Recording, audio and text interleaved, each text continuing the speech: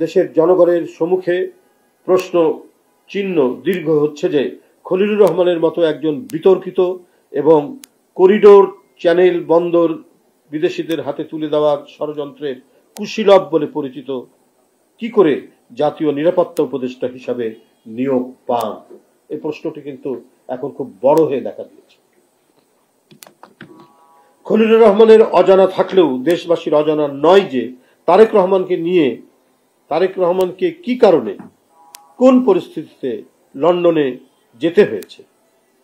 সেখান থেকে তারেক রহমানকে বিশ্বের নিষ্ঠুরতম একটি জগদ্দল ফ্যাসিস্টের বিরুদ্ধে লড়াইয়ে নেতৃত্ব দিতে হয়েছে। সুপ্রিয় বন্ধুরা, এটা সর্বজন বিদিত যে 1/11-এ তথাকথিত তত্ত্বাবধায়ক সরকার নির্মম হত্যা প্রচেষ্টা থেকে পঙ্গু অবস্থায় 2008 সালের সেপ্টেম্বরে উন্নত চিকিৎসার জন্য তারেক রহমান যুক্তরাজ্যে যান। তখন থেকে তিনি তার পরিবারের সাথে সেখানে বসবাস করছেন।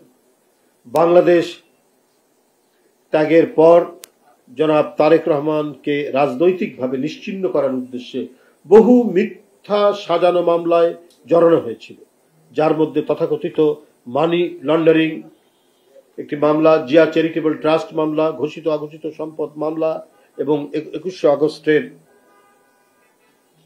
গ্রেনেড হামলা মামলা ছিল অন্যতম। দেশের সবচেয়ে জনপ্রিয় এই নেতার অনুপস্থিতিতে ফ্যাসিস্ট হাসিনার নির্দেশে আওয়ামী ক্যাঙ্গারু আদালত তাকে সাজা দেয়। বন্ধুরা আমার, শুধু এটাই নয়, শেখ হাসিনার ক্যাঙ্গারু আদালতে সাজা দেওয়া নয়, শেখ হাসিনা নিজে ব্যক্তিগতভাবে কত বক্তৃতায়, কত জনসভায় ব্যক্তিগতভাবে তারেক রহমান সাহেবকে তিনি আক্রমণ করেছেন, তার আক্রোশ প্রকাশ করেছেন, প্রতিশোধ গ্রহণের নানা কথা তিনি বলেছেন, যে প্রয়োজনে লন্ডন থেকে তুলে নিয়ে আসা হবে, আরো নানা ধরনের প্রতিশোধমূলক কথা বলেছেন। তিনি যে লন্ডনে ছিলেন, তারপরেও তার নিরাপত্তা নিয়ে দেশবাসী উদ্বিগ্ন ছিল। এতগুলো মিথ্যা মামলা দিয়ে যখন দেখছে যে তার কণ্ঠকে স্তব্ধ করা যাচ্ছে না, তিনি আজকের এই ডিজিটাল যুগে দূর থেকেও তিনি নেতাকর্মীদের সাথে যোগাযোগ করছেন, তাদেরকে উদ্বুদ্ধ করছেন এবং গণতন্ত্র ফিরে পাওয়ার জন্য তিনি তার সেখান থেকে নেতৃত্ব দিচ্ছেন। এইটাকে কোনোভাবেই টলারেট করতে পারেনি শেখ হাসিনা। আর শেখ হাসিনার মতো রক্তপিপাসু একজন নারী জনাব তারেক রহমানকে একেবারে পৃথিবী থেকে নিশ্চিহ্ন করার যে এজেন্ডা রাখেনি, তা আমরা কি করে বলবো? সেটা আমরা বলতে পারি যে তার কথাবার্তায়, তার বক্তৃতায়, তার আলোচনায়, তার ক্ষোভে, তার ক্রোধে তিনি এগুলো প্রকাশ করেছেন। জনাব তারেক রহমান তার জীবনের নিরাপত্তাহীনতার কারণে দেশে ফিরতে পারেননি। এখানে আরো উল্লেখযোগ্য যে 1951 সালের শরণার্থী কনভেনশনের অধীনে পর্যটক, কর্মক্ষেত্র, ছাত্র বিনিয়োগকারী এবং পরিবার বা শরণার্থী ভিসা সহ শরণার্থী ভিসা বিভাগের অধীনে একজন বিদেশি নাগরিকের জন্য যুক্তরাজ্যে স্বল্প সময়ের 6 মাস বা বর্ধিত সময়ের জন্য বা অনির্দিষ্ট কালের জন্য বসবাস করা যায়, সেটি সেখানে আইনত বৈধ। কিন্তু তার যে দেশপ্রেম এবং তার যে তিনি যে এই দেশের নাগরিক, সেখানে তো তারেক রহমান সাহেব কোনো কম্প্রোমাইজ করেননি। তিনি সেই 1951 সালের শরণার্থীদের যে মানে তাদের জন্য যে আইন, সেই আইনের আয়তায় যতটুকু মানে ইংল্যান্ডে থাকা যায়, যুক্তরাজ্যে থাকা যায়, সেই আইনের আওতায় আছে।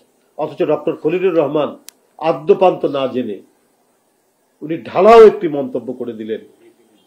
একটা ব্রিফিং এর মধ্যে তিনি ঢালাও মন্তব্য করে দিলেন, দেশের একটি বৃহত্তম রাজনৈতিক দলের প্রধান নেতা সম্পর্কে তিনি এই ধরনের মন্তব্য করলেন। এরা মনের মধ্যে বিষ আর মুখের মধ্যে মধু নিয়ে তারা ঘোরাফেরা করে।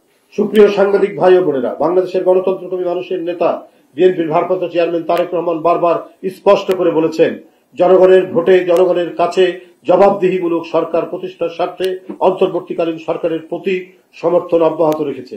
সমর্থন অব্যাহত রাখার পরও অন্তর্বর্তীকালীন সরকার মনে হচ্ছে এই সমর্থনের গুরুত্ব অনুধাবন করতে ব্যর্থ হচ্ছে। ক্ষমতাসীনদের কেউ কেউ মনে হচ্ছে বিএনপির সঙ্গে পায়ে পা লাগিয়ে ঝগড়া বাঁধাতে চায়। ফ্যাসিবাদ বিরোধী দীর্ঘ 1.5 দশকের আন্দোলন সংগ্রামের সময় ডক্টর খলিলুর রহমানের নাম কেউ কখনো শুনেছে বলে আমার জানা নেই। সুসময়ে হঠাৎ করে তিনি উড়ে এসে জুড়ে বসে উপদেষ্টা হয়েছেন। ১.৫ দশকের শেখ হাসিনার ফ্যাসিবাদের বিরুদ্ধে আন্দোলন সংগ্রামে দেশে বিদেশে কোথাও যার কোনো উপস্থিতি ছিল না, না ছিল কোনো জোরালো বক্তব্য, তার কাছে দেশের নিরাপত্তা নিশ্চিত কিনা এসব নিয়ে জনগণের জানার অধিকার রয়েছে, কারণ তিনি হলেন নিরাপত্তা উপদেষ্টা। আর তিনি কি মন্ত্রণা দিচ্ছেন ডক্টর ইউনূস সাহেবকে, কি মানবিক করিডোরের নামে করিডোর মানে নানা কথা বলে দেশের সার্বভৌমত্বকেই দুর্বল করার চেষ্টা করছেন। আমি প্রধান উপদেষ্টা ডক্টর মোহাম্মদ ইউনূস সাহেবকে বলতে চাই, আপনি এমন একজন ব্যক্তিকে জাতীয় নিরাপত্তা উপদেষ্টা বানিয়েছেন দেশের জন্য যার কোনো দৃশ্যমান অবদান নেই। তিনি তো বাংলাদেশের জন্য নন, বিদেশের জন্য কাজ করেন কিনা এই নিয়ে মানুষের মনে প্রশ্ন দেখা দিয়েছে। মানবিক করিডোর বা চ্যানেল নামে বাংলাদেশকে যুদ্ধক্ষেত্রে পরিণত করার পায়তারা করা হচ্ছে। তিনি বাংলাদেশকে অস্থির করার পরিকল্পনা করছেন, কিন্তু আমরা তা হতে দেব না। ডক্টর খলিলের অহেতুক প্রলাপে প্রতীয়মান হচ্ছে অন্তর্বর্তীকালীন সরকারের কেউ কেউ সুকৌশলে বাংলাদেশের প্রাণ তারেক রহমানের দেশে নিরাপদ প্রত্যাবর্তনকে অনিরাপদ করে তুলতে চায়। সুপ্রিয় বন্ধুরা, একজন রাজনীতিবিদকে প্রতিদিন প্রতি মুহূর্তে জনগণের আদালতে পরীক্ষার মুখোমুখি হতে হয়। জনগণের আদালত একজন রাজনীতিবিদের জীবন এবং কর্ম খোলা বইয়ের মতো। শত প্রতিকূলতা উপেক্ষা করে তারেক রহমান বিদেশে বসেও দেশের জনগণের সঙ্গে প্রতিদিন প্রতি মুহূর্তে প্রতিক্ষণে যোগাযোগ রাখছেন। কোন পরিস্থিতিতে তারেক রহমান চিকিৎসার জন্য বাধ্য হয়ে বিদেশে গিয়েছেন, বিদেশে থাকতে বাধ্য হচ্ছেন, এ সম্পর্কে দেশের গণতন্ত্রকামী জনগণ সম্পূর্ণরূপে ওয়াকিফ হন। এবং সেই সমস্ত ব্যক্তি, সুশীল সমাজ বাংলাদেশের অথবা নানা শ্রেণী পেশার মানুষ যাদের মৃত্তিকার সাথে, এদেশের মৃত্তিকার সাথে, মাটির সাথে যারা সম্পর্ক রয়েছে, তারাই কেবলমাত্র জানে যে তারেক রহমানকে কিভাবে শেখ হাসিনার আন্দোলনের ফসল শারীরিকভাবে নিপীড়ন নির্যাতন তাকে করেছে। তার তখন চলৎ শক্তি ছিল না, অপরিহার্য ছিল তার উন্নত চিকিৎসা। এরপরে তিনি ইংল্যান্ডে যান। এরপরে শেখ হাসিনার শাসন অন্ধকারচ্ছন্ন দুঃসময়ের বিভীষিকা। আর সেই শাসনে তারেক রহমান যদি দেশে থাকতো তার পরিণতি কি হতো এটা দেশবাসী এবং আন্তর্জাতিক সম্প্রদায় জানে, ডক্টর খলিল সাহেবরা না জানলে। শেখ হাসিনার আন্দোলনের ফসলটা কি নির্দয় নির্মমভাবে তারেক রহমানের উপর অত্যাচার করেছিল তা দেশবাসী ভুলে যায়নি। বিদেশে থাকা নিয়ে পতিত পলাতক স্বৈরাচার প্রোপাগান্ডা ছড়িয়েছিল। সেই সময়েও বিএনপির পক্ষ থেকে বিদেশে জননেতা তারেক রহমানের অবস্থান সম্পর্কে জনগণকে বিস্তারিতভাবে জানানো হয়েছিল।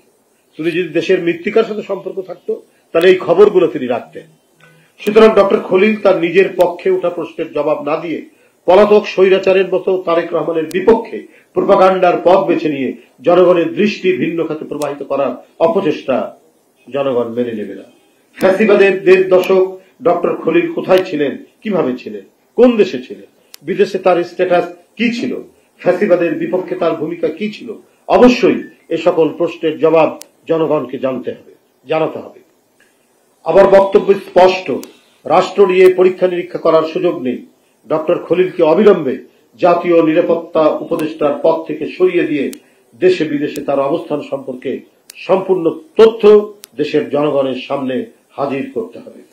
সুপ্রিয় সাংবাদিক বন্ধুরা, ইতিমধ্যে কথিত মানবিক করিডোর ইস্যু নিয়ে অন্তর্বর্তীকালীন সরকার, বিশেষ করে ডক্টর খলিলের ভূমিকা নিয়ে দেশের স্বাধীনতাপ্রিয় জনগণের মনে উদ্বেগের সৃষ্টি হয়েছে।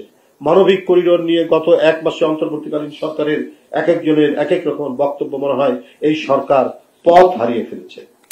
আমাদের কথা পরিষ্কার, এসব করার দায়িত্ব অন্তর্বর্তীকালীন সরকারের নয়। এসব বিষয় বিবেচনায় দায়িত্ব জনগণের ভোটে নির্বাচিত, জনগণের কাছে জবাবদিহিমূলক নির্বাচিত সরকারের। এই সরকারের নিরপেক্ষতা এবং সরকারের পরিচালনার সক্ষমতা নিয়ে জনমনে প্রশ্ন সৃষ্টি হয়েছে। অবিলম্বে এই সরকারের যাদের সম্পর্কে জনমনের সন্দেহের সৃষ্টি হয়েছে তাদের সম্পর্কে জনসম্মুখে বিস্তারিত তথ্য জনগণের সামনে উপস্থাপন করুন। তারেক রহমানকে নিয়ে ডক্টর খলিলের বক্তব্য গণতন্ত্রের স্থায়ী নিরাপত্তা ও ঐতিহাসিক সার্থকতার প্রতি বিদ্বেষ করায়।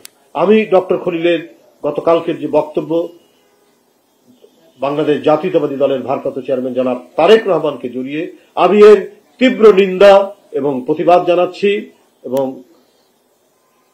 বক্তব্য প্রত্যাহার করার জন্য আহ্বান জানাচ্ছি এবং আমি অন্তর্বর্তীকালীন সরকারের প্রধানকে জানাতে চাই এই ধরনের বিতর্কিত ব্যক্তিদের উপদেষ্টা পরিষদে রাখলে পরে সরকারের জন্য সুনাম বয়ে আনবে না। অবিলম্বে তার পদত্যাগ দাবি করছি। ধন্যবাদ সবাইকে।